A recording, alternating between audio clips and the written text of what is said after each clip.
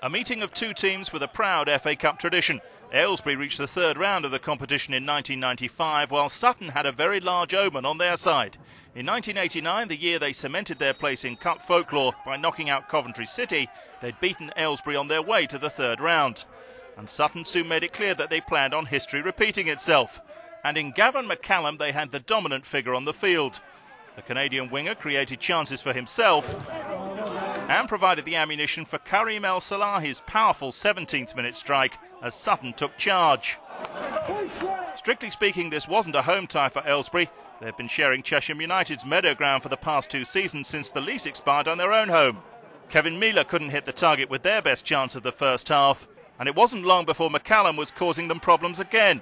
This time Dean Palmer couldn't hit the target with his header. As the first half wore on, Sutton's confidence grew and their passing game clicked into gear. A flowing move set up another chance for Palmer, but once again Aylesbury keeper Tom Vincent kept his side on terms. The crowd of 545 included a number of Football League scouts keen for a look at Sutton's 17-year-old prodigy, Billy Dunn. But this shot on the stroke of half-time was the highlight of a frustrating afternoon for the young striker. Aylesbury had knocked Blue Square Southside Bath out in the last round, and their FA Trophy defeat by Oxford City last week was their first in 12 games. But the Southern League side couldn't contain Sutton's attacking threat as the second half began. Especially McCallum, denied by Vincent once again.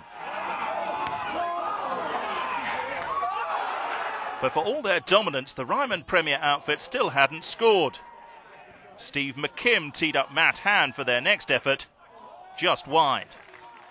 McCallum's next charge forward was foiled yet again by Vincent, but the breakthrough Sutton thoroughly deserved was just moments away.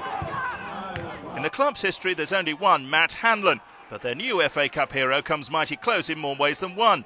Hanlon was the man who scored the goal that saw off Coventry almost 20 years ago.